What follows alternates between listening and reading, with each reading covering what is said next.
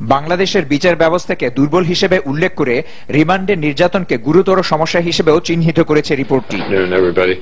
গত বছর ৭২ ব্যক্তি এই ধরনের নির্যাতনের শিকার হয়েছেন। এর মধ্যে মারা গেছেন ৭ জন।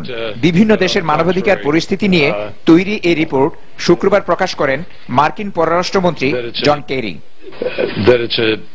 বিচার বহির্ভূত হত্যাকাণ্ডের ব্যাপারে সরকার জিরো টলারেন্সের কথা বললেও আইন শৃঙ্খলা বাহিনীর হাতে হত্যাকাণ্ড অব্যাহত রয়েছে। ২০১২ সালে ৭০ জনের বেশি মানুষকে বিচার ছাড়া হত্যা করা হয়েছে। ৪০টি হত্যাকাণ্ডের জন্য র্যাবকে সরাসরি দায়ী করা হয়েছে। এসব তথ্যের সূত্র হিসেবে স্থানীয় মিডিয়াকে দেখানো হয়েছে।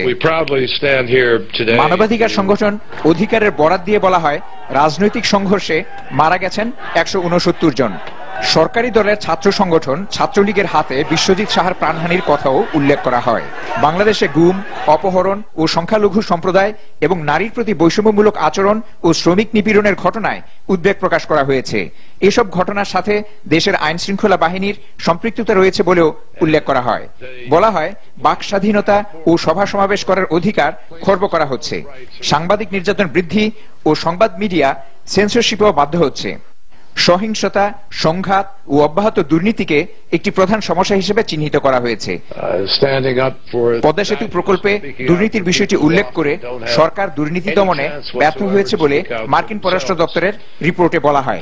বিরোধী রাজনৈতিক দলগুলোকে অনেক ক্ষেত্রে মিছিল সমাবেশ করতে দেওয়া হচ্ছে না।